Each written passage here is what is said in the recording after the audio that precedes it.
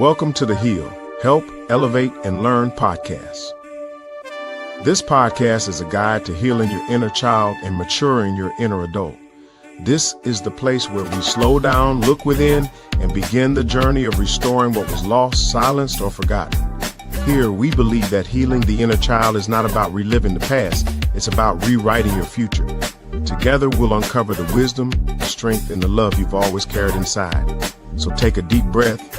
You're safe, you're seen, and you're right where you need to be.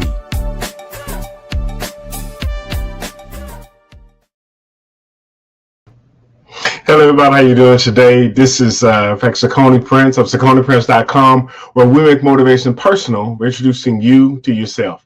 And I want to welcome you to the H.E.A.L, Help, Elevate, and Learn podcast. And I'm so excited because I know we have an amazing show today that's going to actually change your life for the better. But listen, in fact, before we hop into the show, we have to thank our sponsor, none other than BetterHelp. This episode is sponsored by BetterHelp. BetterHelp connects you with a licensed therapist who is trained to listen and give you helpful, unbiased advice. First, you go to their site. You can use my link, betterhelp.com/SauconyPrinceHeal. You answer a few questions, and BetterHelp will match you to a professional who's had years of experience helping people with struggles just like yours. You can do it all from your phone or your computer, via a phone call, a video chat, or messaging. However you feel most comfortable, it is the easiest possible way to start talking to a therapist. You'll be matched to a therapist usually within 48 hours, so you can get started fast. Let BetterHelp connect you to a therapist who can support you all from the comfort of your own home. Visit betterhelp.com/SauconyPrinceHeal or choose Saucony Prince Heal during your sign up and enjoy a special discount on your first month. Again, we want to thank BetterHelp for being a sponsor of this amazing podcast. And I want to thank you for tuning in, because I know that you're here because there's something that you want to get and something that you want to glean from our guest tonight. And I'm going to bring our guest up to the stage so she can tell you who she is and what it is she does. Let me welcome none other than Miss Raven Thissel. Raven, are you there? Hi there. Can you hear me? Yes, I can hear you fine. Introduce yourself and tell the people a little bit about you. Saucony, thank you so much for having me on your podcast tonight. So I'm Raven Thissel. I'm an integrative trauma coach. I'm certified to help people with holistic wellness. I'm certified to help couples with their communication. And I'm also certified to help people learn how to heal the trauma that is trapped in their bodies. So I've been doing this work for a long time now, many years progressively. And getting into the deep trauma work is something that I've been doing for the past year and a half. I have a childhood trauma clearing class that I've taken on tour across the South and helped hundreds of people to learn how to connect deeply with the child within so that they can do the healing work that the future requires. I'm also the author of Fuck Them, Heal You, where I introduce readers to my proprietary love-based growth model. And it is a process that you can use over and over again throughout your life to heal emotional wounds over time. I love what you said about over time, because a lot of people, they just want a quick switch. They want a quick pill. They want a quick fix. But there are some things that it takes time and it takes intentionality. A lot of people think it's going to happen organically. And to me, that's the biggest recipe for failure. For you to get better, you have to want to get better, and then you have to put in the work to get better. So yeah, definitely.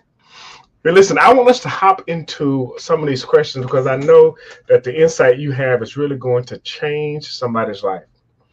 So the first question that I have is, what does mastering your inner adult mean to you, and how has that shown up in your personal journey?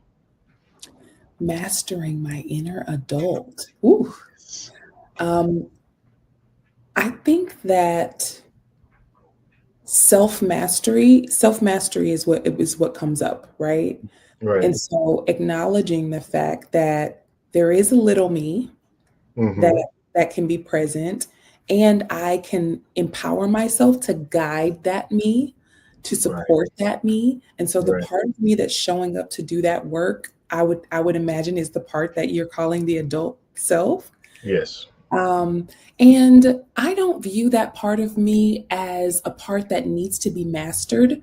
I view that part of me as a part that is longing to be explored and developed and created Okay. in real time. And for me, that creates a lot of spaciousness for me to exist in a variety of forms, for me to really operate in self acceptance from Mm. situation to situation. And that includes the times where maybe I'm not excited about what I'm seeing in myself, but I can be really honest about what that looks like, and I can shift into acceptance for what that looks like, and then I can do the work of creating myself by making the adjustments that I want, and that's what comes to mind when I think of the mastery of my adult self. Is Right. really just the ownership and the agency that we step into when we decide to become an adult. And I think it's important to highlight, like, becoming an adult is not about aging. It's really about a decision to own the responsibility for being accountable for what we see in ourselves, for showing acceptance for what we see in ourselves and what's happening around us, not lying to ourselves, not deceiving ourselves, Right. accepting the present, and Right. then making the decisions to consciously step into where we want to go. I Mhm. call it healing decisions, making the healing decisions. So that's the little like umbrella I picture, the spider web, the spider with all the tentacles of Right. mastering the adult self. Right. Right. Well, and I do love what you said, because it is a decision. It's us choosing not to act out of our emotional self per se, but more intentional in our response. I've oftentimes shared that, we don't have first reactors, we have first responders. Yeah. Means that they have been trained to deal with different situations, and they have been trained to respond and not necessarily react. And so, yeah, we have to put in that work in order for us to move out of that knee-jerk reaction mindset to having to being more intentional. And I noticed even for myself, when I went through, in fact, my own personal therapy, I had to reprogram myself, and I had to intentionally do that, because in a lot of the situations, I would have a reaction. I would want to, say this or do that, but then I had to pause and stop, and I had to think, okay, I used to do this, which is not serving me anymore. I want to do that, so now I can't do this, and I have to do that. And so I know that that's a part of what it means for us, to. And I love what you just said about exploring, you know, that part of yourself, expanding and being creative in that space, because it does allow you that actual freedom, to, in fact, not only become more of who you are, but to experience that and to even model it for other people. And that's really what we should be doing. We should be modeling the right type of behavior as opposed to the wrong type. So You the know, Coney, I don't think of, I try not next, to, as I'm discovering myself, right? As I'm right. observing myself. Hmm. One of the things that's been really helpful for me is to not classify what I find and label what I find as right, wrong, good, bad, Okay. but to just say, huh, that's something that I'm noticing about me. I wonder why that's coming up, Hmm. right? So, like, let's say I find an urge to lie about something. Okay. I know that a healing choice for me probably wouldn't be to do that, right? Okay. And the curiosity kicks in, the exploration kicks in of what's happening, why am I having this desire? And Mm. then maybe the conversation is, well, I'm scared of what will happen if I tell the truth. So Right. now we're in this space where we can do real healing work. Right. Um, but if I were to just say, well, I'm not going to lie because lying is wrong. And that's the end of my conversation with myself. Now I put myself into shame. I Right. put myself into just a restrictive box.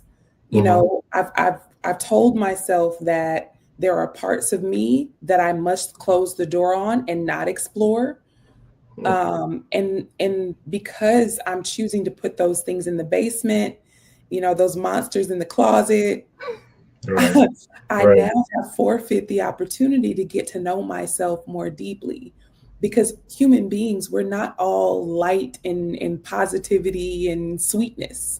We Right. have so many layers and so much complexity, and it's so juicy and it's so powerful, and it's full of joy and pleasure, and it's full of mistakes and pain. And that's the, you Right. know, that's the human experience. Right. Right. Um, so in allowing myself the space to make the wrong choice, Right. give myself opportunities to grow, expand, and learn on a deep level, and not just stop at what someone else said I'm supposed to be or what they said was wrong or right. Right. Right. And that is an amazing approach, because it does allow you to kind of get to the root cause of your behavior, as opposed to, like you said, just having that cutoff in Yeah, yourself. You lock those parts of yourself away instead of exploring, understanding, and even expanding your knowledge about. Because I tell people all the time, it's not what you do, but why you do it. Because if you never understand the why, you'll repeat the what. And so yeah, taking that approach is one that allows you a chance to really show yourself more grace and to really yeah, try to understand yourself. And I think one of our biggest challenges is that we have a hard time expressing that level of grace to ourselves. And that's another reason why I wanted to not only write the book, but actually have the podcast, because I know that the podcast, it gives voice to the situations that a lot of people have a hard time talking about. And I've oftentimes said, and my slogan for the podcast is like, look, we're not here to end the conversation. We just want to start it. We want to get mm, the ball rolling and allow people an opportunity to talk about things that they may not have talked about, or even think about things that they may not mhm, have actually thought about. yeah. So our next question is, many of us carry unhealed parts of our childhood. What are some of the signs that your inner child is still in control of your decisions today? Mm. You know, I talk about this in my book, in Mm-hmm. Fuck Little You, Mm-hmm. um, that little you is always with you. Right. Little you is always with you. And a lot of times we are reacting to situations Mm-hmm. before we understand why we're reacting the way we're reacting. And a lot of Right. times, if we pull the thread, we'll find that it goes back to a feeling that we used to have. I think Right. one of the big indicators is making assumptions. When you find yourself assuming what something means, it's Mm-hmm. usually based on something from your past, whether that's from your childhood, from your adolescence, from last week. Right. Um, you're jumping to this conclusion because it's reminding you of something else, because of a familiar story that you already have in place. Mm-hmm. Um, and you really won't know if it's coming from childhood or some other place until you pull that thread. Usually, what I find with myself and with Mm-hmm.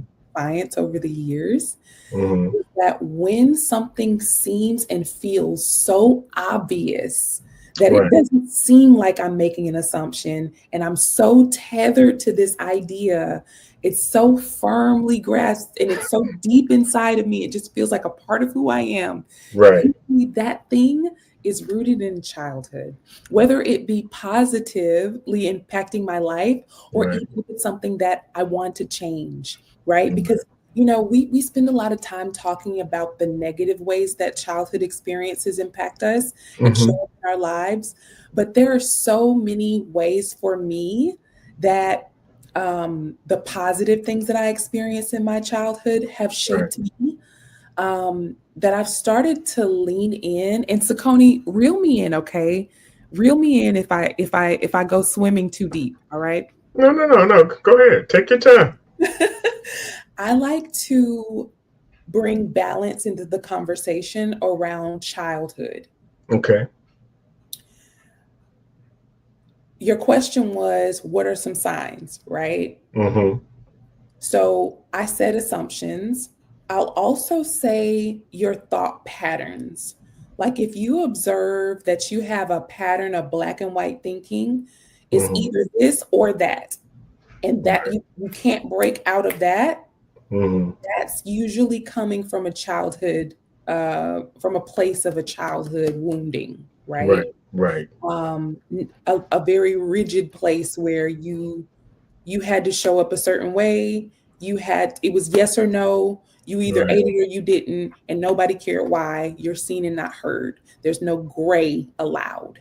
Right. Right. Um, so those are the two that come to mind just off top.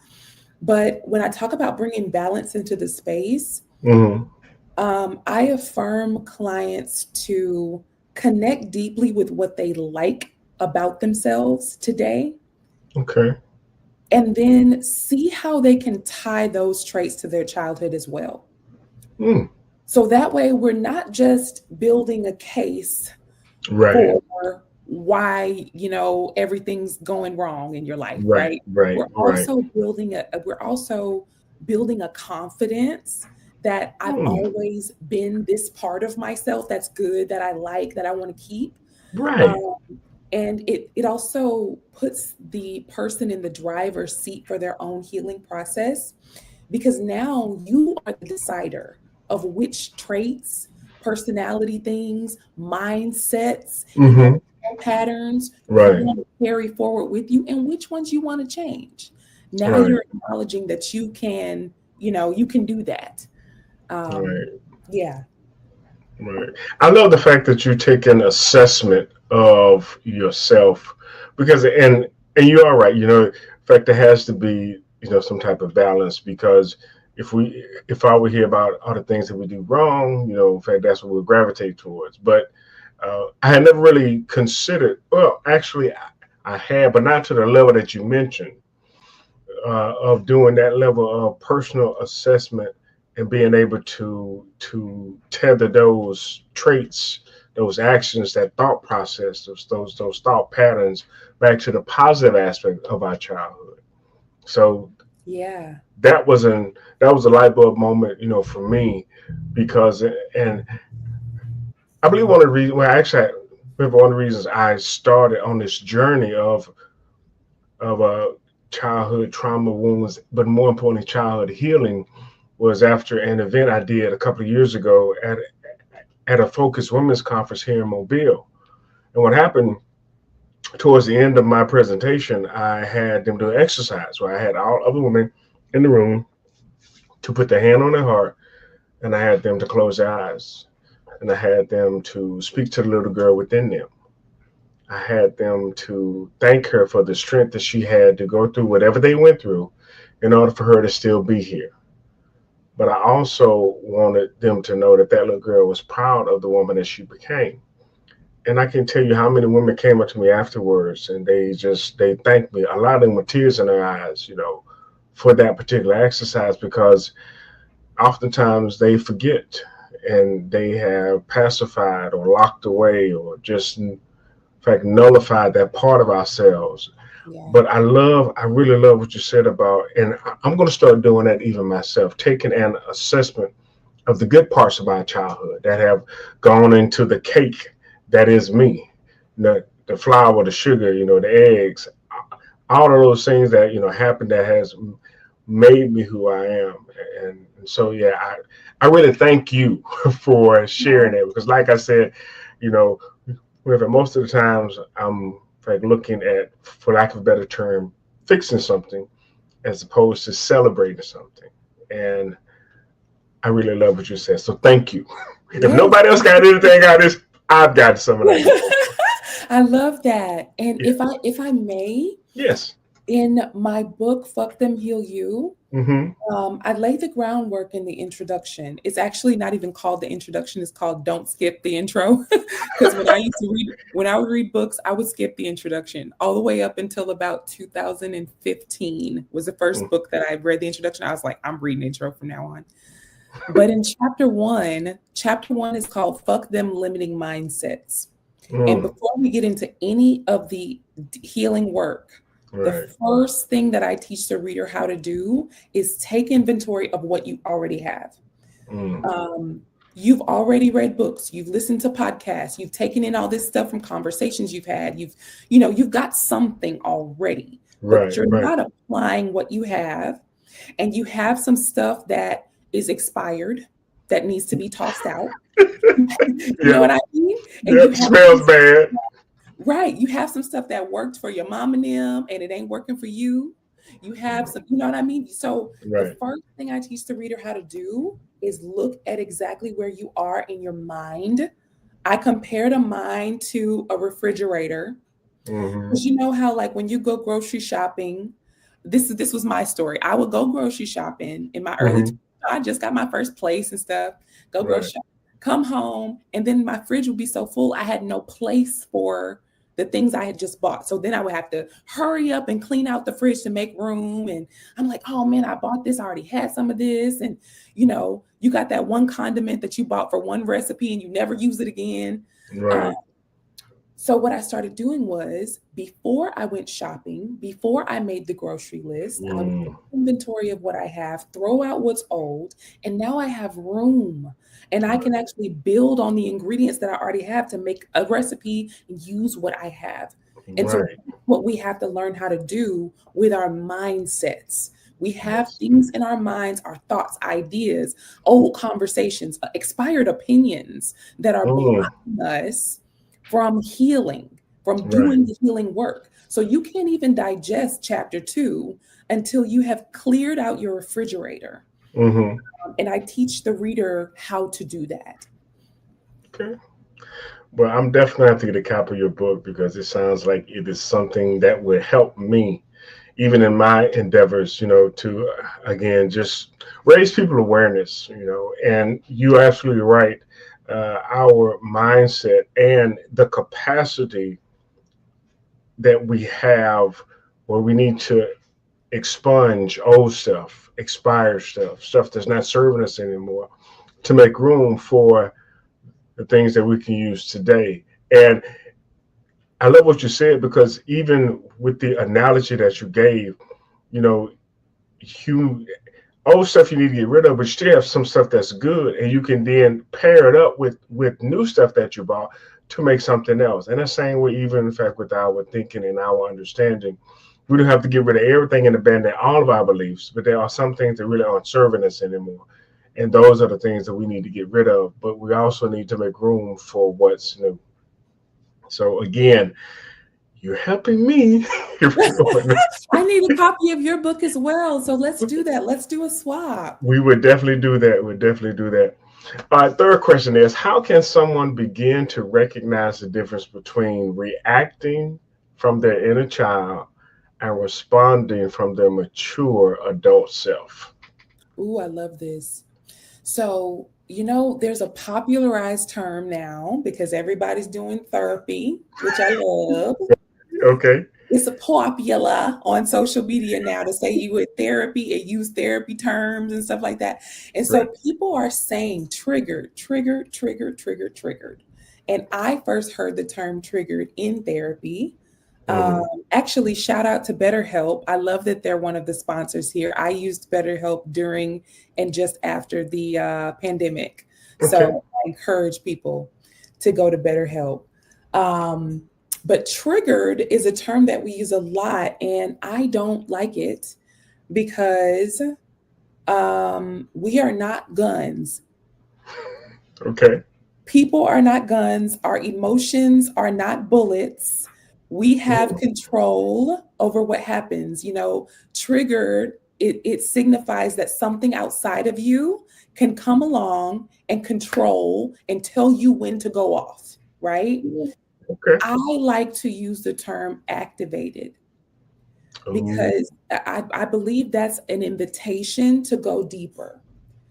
So, how can you know when it's a childhood trauma related reaction versus an adult response? I would say that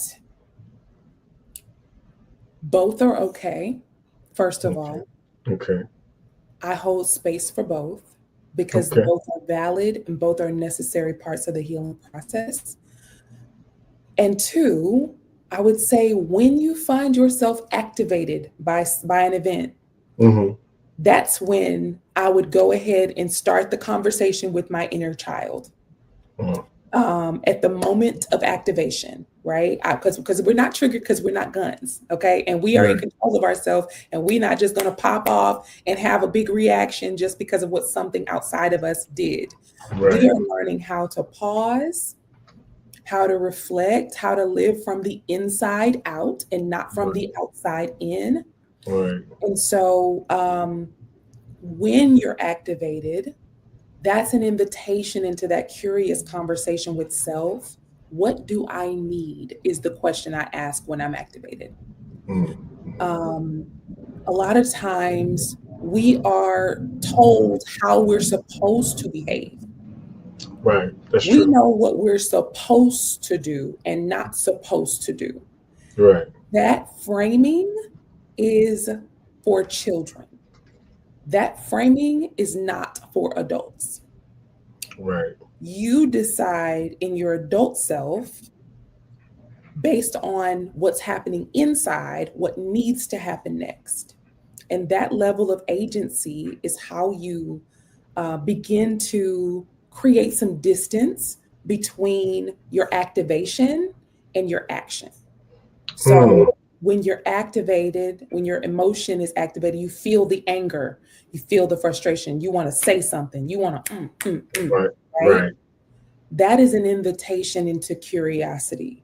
That's where the healing work takes place, right there, when it feels big and it feels untamable.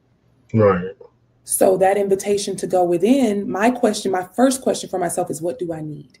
And a lot of times the answer is, lately, I need to say something because I need to protect my child, right? I need to protect the child in me. I need to show her because there were times and places where she wasn't protected. So for me, now the adult can protect her. So I'm going to say something. Or sometimes, what do I need? I need to not be a part of this conversation at all. I need to go ahead and I need to vacate the premises. that. It's time to bounce. Deuces. I'm out. Right. And sometimes I need help. What do I need? I need help. How powerful to say, I need help. I'm not sure what to do. And let it be okay. Right? Let it be okay. So that's how I approach delineating between the child and the adult. I allow the child to get what they need. And as the adult, I give it to her. And that process is the healing process.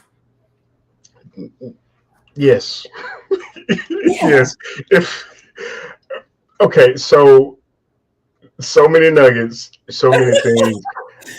But as you were sitting there talking, and I know this has become a buzzword these days, but there's some reality in it. Only thing I could think of was emotional intelligence. Yeah. Because there has to be, and oftentimes those seems like two ends of the spectrum, but to have them married together, again, that child part of us, the emotional part, but the intelligent part, the adult part of us working in tandem and knowing, okay, I know how you feel, but this is how we're going to be activated, and this is how we're going to respond in a situation. And being able to not just have one response, one default, being able to look and see, okay, again, in fact, like you said, do I need to speak up? Do I need to remove myself? Do I need to admit that I don't know and I need help? I mean, that's that intelligent part of it, but that is activated by the emotional aspect, that we find ourselves having to deal with on a regular basis. And I know that over time doing that, the little you and the adult you, in fact relationship becomes so synergistic to where you become overall a better person. You can have fun, but you can be Yes. serious. You Yeah. can, you can actually model that for other people. You can encourage them. You can speak to them. You can give space to their inner child because Yeah. you've done that for yourself. And I Right. think so many times, because we haven't, we've told ourselves, sit down, shut up, and do this. So we're telling everybody else, in fact, the same thing. So it's that level of, personal understanding that allows us to have that same level of grace with somebody else. So Yes. again, Yes. amazing, amazing. Man, but we're gonna be here for another two, another 2 hours. I'm kidding. I'm joking. I'm joking. Time. Okay, all right, cool, cool, cool. Well, I know this is so needed. All right, so listen, look, question number 4 says, in your experience, what role does forgiveness of self and others play in the healing and maturing process? You want my answer? No, just you want to skip this one? Because I'm about to tell the truth. Go ahead, tell the truth. I talk about this in chapter 6 of my book. Chapter 6 is called Let That Shit Go. Okay, all right. And this is the thing. Forgiveness needs to be authentic.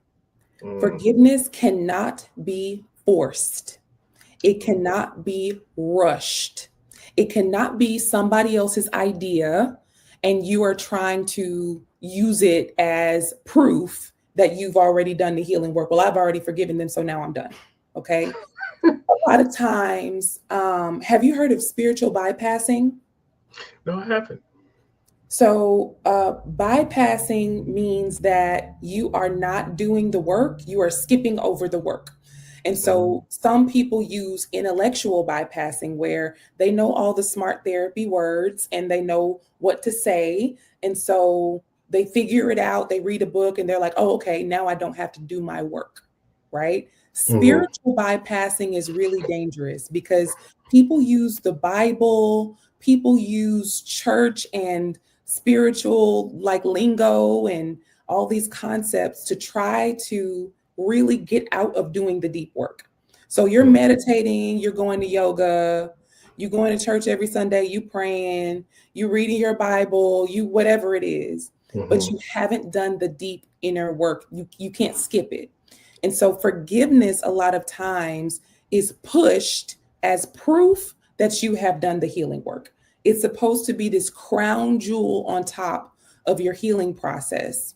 And that's how people use it, I'll say. I'm not saying it's supposed to be, but people use it that way. And that's not what it's supposed to be for. Forgiveness it can be a part of your journey and process as you heal.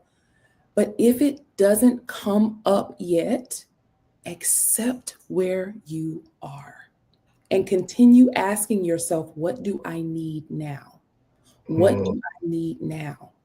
I liken healing emotional wounds is so much like healing physical wounds. I love making this analogy because our bodies were made so perfectly. Our bodies were created to be so wise that when we have a cut, a scrape, the first thing that our wise body does is create a scab for us. A scab is phenomenal, Saucony. A scab has 2 purposes. It is to prevent re-injury. That's why it's hard to protect the coat. And it's also to prevent infection, which is why it covers the entire open spot. So nothing can get in and nothing that's supposed to be in goes out. When we have an emotional wound, our soul is just as wise, created just as wise as our body. And so the emotional wound also gives us a scab. And sometimes that scab is I don't want to be in a relationship ever again. Sometimes that scab is, I'm not talking to her. Sometimes it's, fuck them, right? Right. So when we have that, that is a scab.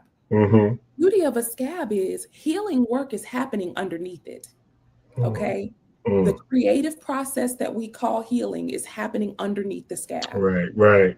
And when that process is finished, the scab falls off on its own. Right, right. You try to peel it off prematurely, you know exactly what's going to happen. It's not healed all the way. You're going to make it worse. You're going to create a scar. And that's what forcing forgiveness is like, trying to pick that scab off prematurely. Forgiveness is supposed to be when the scab falls off the wound.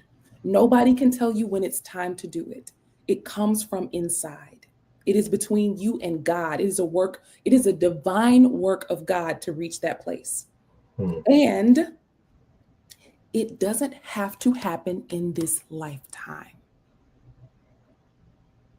That's my take. Expound on that a little bit. Don't let nobody rush you into that. Okay, gotcha. Because what say you get hit by a car and you haven't gotten to that part of your healing process yet.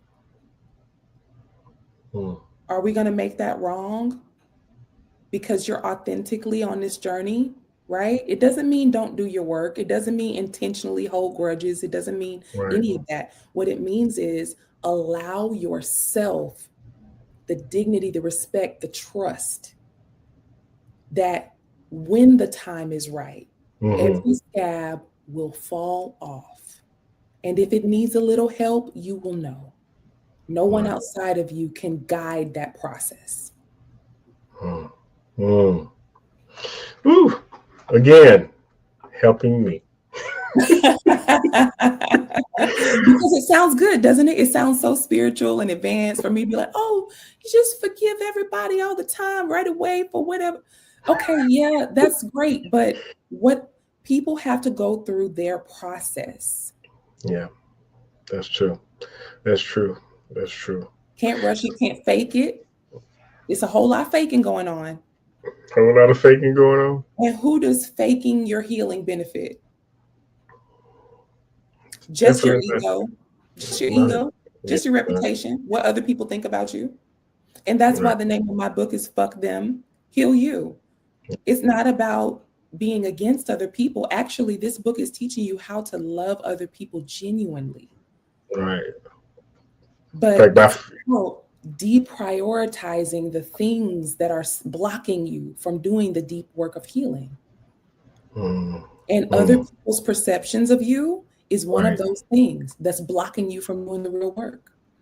Because if you say, I'm not over what happened yet, they're going to think, well, you're just not doing your healing work yet. You're having a pity party. Who gives a fuck what they think? It's the truth. You're not over it yet.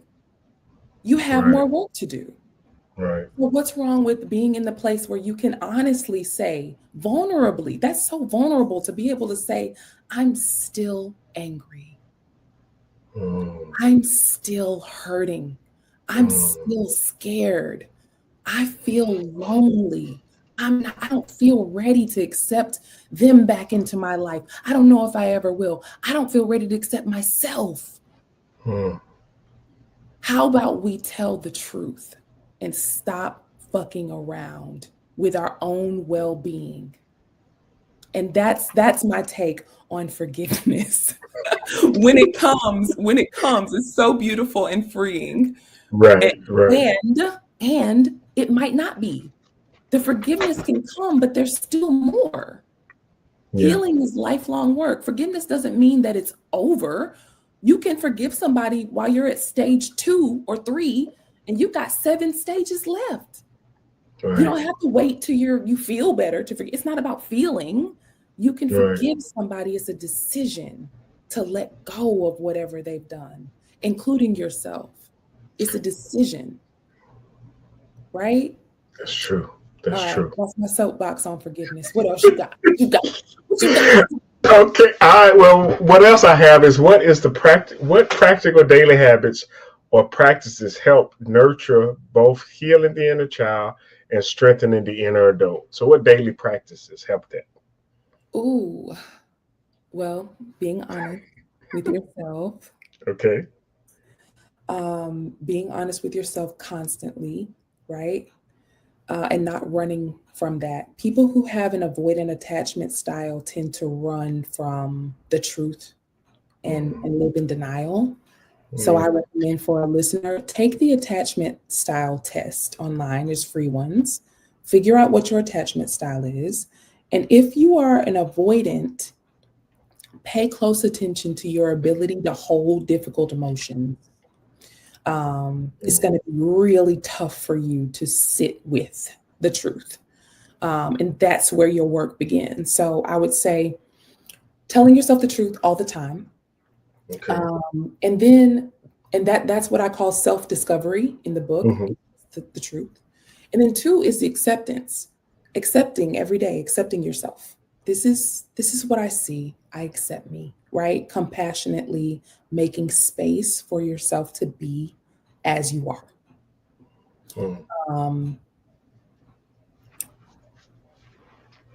I could say practical things like meditation. I don't meditate every single day.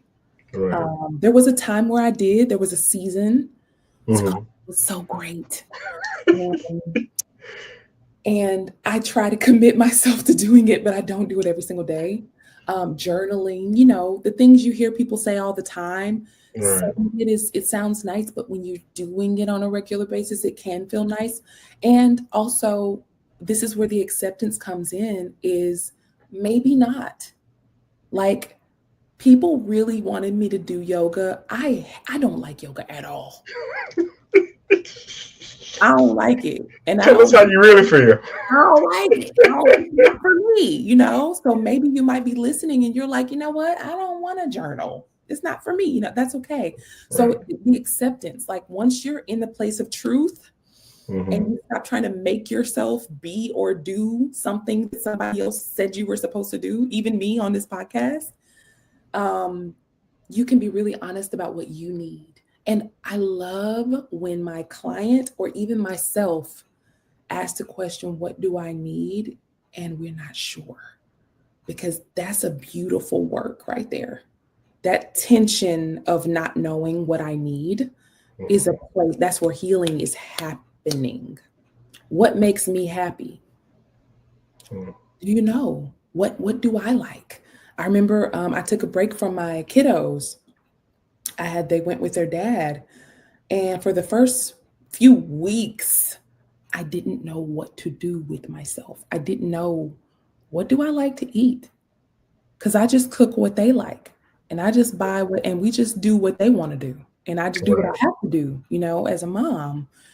And so it was a beautiful work of figuring out, what do I want to do every day? What does healing this part of me that's wounded because I only know how to mother and I've forgotten my me? How do I fill that space by bringing joy into my life? Okay, what makes me feel joy? What experience? So asking yourself the questions on a regular basis. What do I need? What do I need? Wow. Listen, we're going to take a quick commercial break. Then we got 2 other questions to wrap this thing up. But this has been amazing. I know for me, just awesome. But listen, in fact, for those of you who know, in fact, my coach, Dr. Ruben West, he does an annual trip to Nairobi, Kenya. I've gone with him back in 2023. I was supposed to go this year, but I'm still working on, we're going to be going next year. But here's a commercial just showcasing some of the stuff he was able to do with the attendees and the delegates that went this year. So check this out.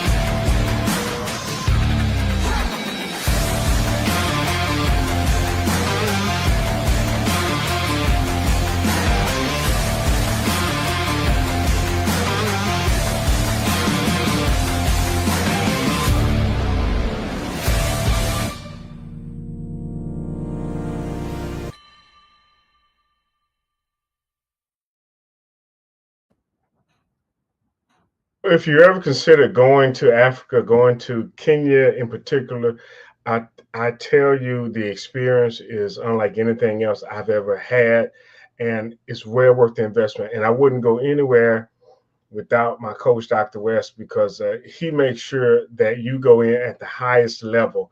When I went back in 2023, I even had a chance to speak at Parliament, which was just amazing. And for those of you who are like, yeah, right, I'm sure, go to my website, saconiprince.com. You will actually see the banner on there that says 2023 Impact Tour. And you can actually look through all of the videos and clips, and it was just an amazing and a phenomenal time. Listen, I got one other commercial that we need to play, and then we'll get these last two questions because this has been an amazing show. So let's check this commercial out here.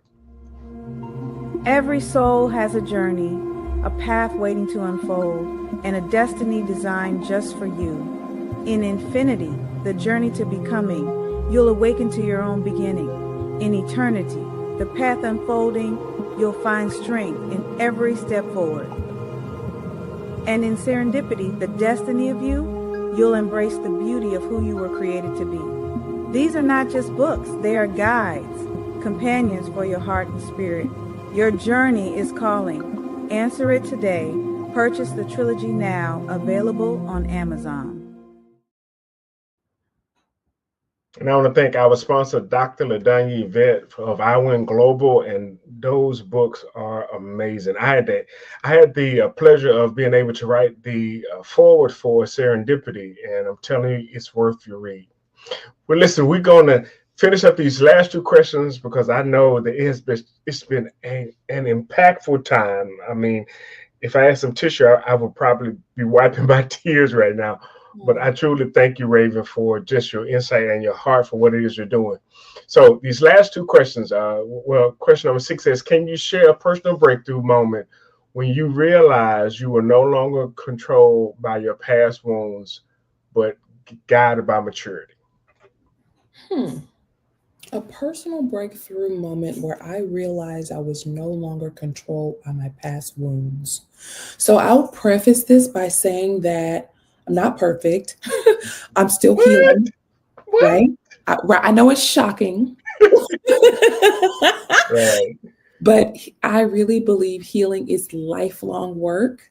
And so while there are those breakthrough moments where I know I'll never be the same and I've like broke through a wall and things like that, I just want listeners to know that I still have all the, it's still hard sometimes, even as a professional who knows what to do. Yes. There's times where I don't know what to do, right? Like, right. I don't know either. We all figuring it out. So, with that being said, the first breakthrough moment that comes to mind was year before last. I ended a romantic relationship that was really, really special to me. And it was my abandonment wound. That was my deepest, most core wound from my childhood. And that wound kept getting reinforced throughout my adolescence because people were not there who I believe were supposed to be there. And so the pain of that experience, I carried it with me through my romantic relationships. And this romantic relationship was no different. I knew I needed to leave it, but the abandonment, like the feeling of losing that person was overwhelming for me. And so I knew, like, mind you, I knew that the relationship wasn't going to work, but I wasn't accepting that because of the fear, the abandonment fear was so deeply woven into who I believed I was as a person. Right. And so I went to EMDR therapy. It's a special type of therapy that, a therapist has to go through a special type of training to learn how to do this. It is for people who have experienced trauma or have post-traumatic stress disorder like I do. And so EMDR stands for eye movement reprogramming desensitization. I may have the letters mixed up, but that's what it stands for. Okay. And so they're reprogramming your mind to no longer be frozen by the activating experiences. And that was extremely powerful for me. It was also a lot of emotional and mental work. After EMDR sessions, I would feel like I had just run a marathon. I was so exhausted. Wow. And I was in that therapy we did about 9 months of work together. Wow. And at the end of that 9 months, I knew I was ready. I was ready to let go of whatever I needed to let go of. It was so empowering. It was a huge milestone for me. I did end that romantic relationship shortly after. And since then, I haven't had that abandonment stuff. It just hasn't been a part of my lived experience anymore. I've been able to really move past that in a powerful way. Does that mean I'm completely healed from abandonment stuff? Probably not. Okay. And I prepare myself, even when I have those big milestones, I prepare myself that this thing might come up again. And if it does, it's okay. Wow. Your journey is just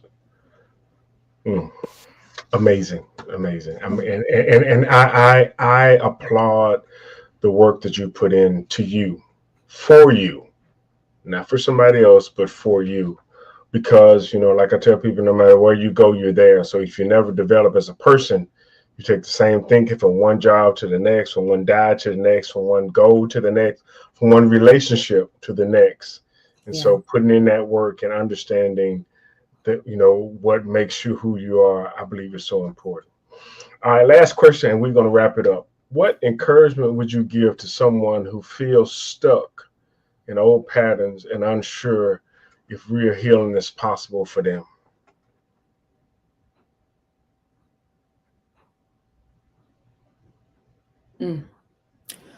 The word possible immediately strikes me.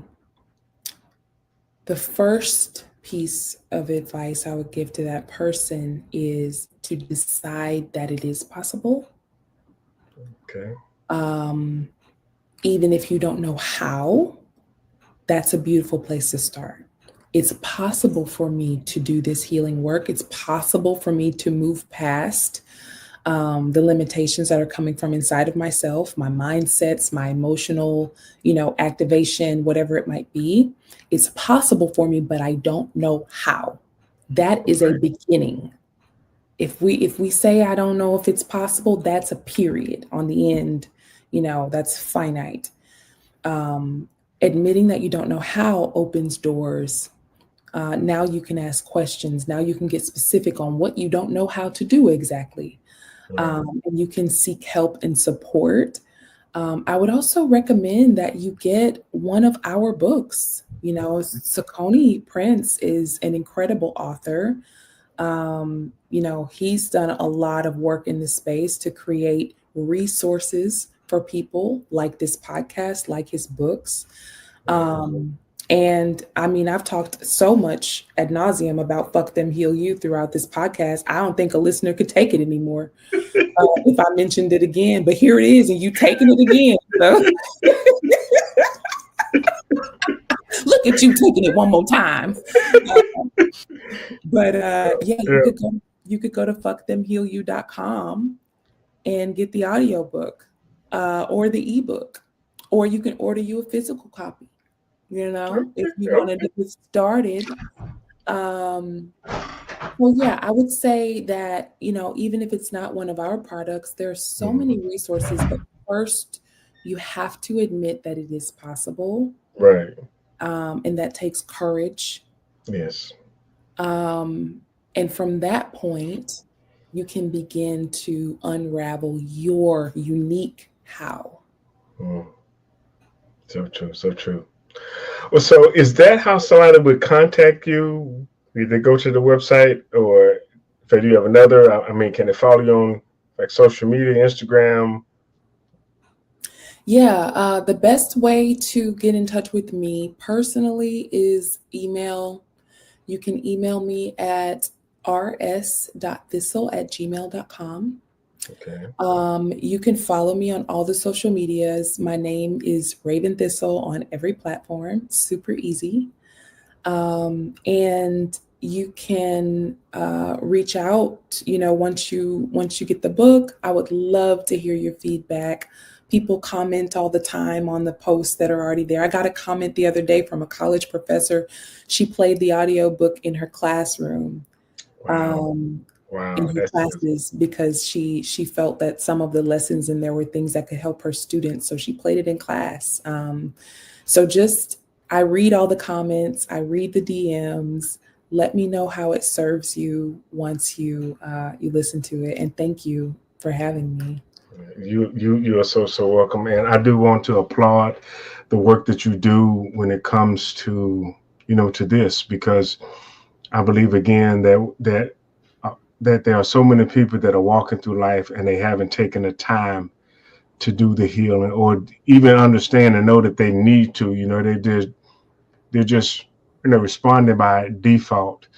But conversations like this, books like yours and even mine help to raise the awareness of, there are some things in life that you can change if you want to. So again, I want to thank you. Well, listen, that has been our podcast. Again, another amazing one. I am so thankful and so glad that Raven took the time on a busy schedule to be a part of this. And I know that you've got something out of this, because I have. But listen, we are going to wrap this up. And for those of you, I'm going to put all of her handles, her email. It's going to be with the post, so you can go there. You can go into the comments. You can actually check and click, follow her, email her, and let her know like the difference that she's making in your life. Because I can tell you, I've told her, and I'm gonna tell her again, just what a difference she's made in mine. With that being said, we will see you next time. Talk to you soon. Well, my name is Sakoni Prince of SakoniPrince.com, where we make motivation personal by introducing you to yourself. I'm a motivational speaker, a trainer, and a coach. I'm also an author. I help people in the area of personal development and leadership development, because I believe that you can't lead others until you learn how to lead yourself. But once you learn how to lead yourself, the next logical step is that you lead other people. Sakoni Prince is the best keynote I've ever seen. He really encouraged me so much. He has this ability of seeing in people what they don't see in themselves. He was so confident. When he was coming to the stage, you could see like, wow, this is a lion. Any actor that's going for a role, they do a case study. If I'm going to be a fry cook, I go to a restaurant and watch people that are fry cooks. If I'm going to be a mob boss, I go and, well, maybe not go with the mob, but you take some notes as to what they do. Our children are watching us. What can they reference when they step into our shoes? I do what I do because I believe that people have truly yet to understand their purpose. Once you know who you are, nothing can stop you. But until you know who you are, anything can. So my goal is to really help people to understand their purpose and their calling. And oftentimes they have the answers themselves, but they're not asking the right questions. So I help people to get to that place to where they look at themselves, they step back and they see how they've been a help to those around them and what really drives them. And from that, they really understand the value of it. They learn to value their value and see what value their value brings. Because a lot of people, they have yet to do that. Until you know who you are, anything can stop you. But once you know who you are, nothing can stop you. I want you to understand that you are blessed. That you are blessed to be a blessing. That there is somebody looking up to you. They're looking at you. Don't ever forget that. Because if you ever do, you're going to leave them without a mind. I've learned so much, and I've experienced a lot of interactions with people. The practical approach, like you can't just sit down there, you have to walk up to an opportunity. Sometimes you have to grab the opportunity. Sometimes you have to fight for the opportunity. There's so much life lessons. I think from today onwards, I'll stretch out and reach to higher levels.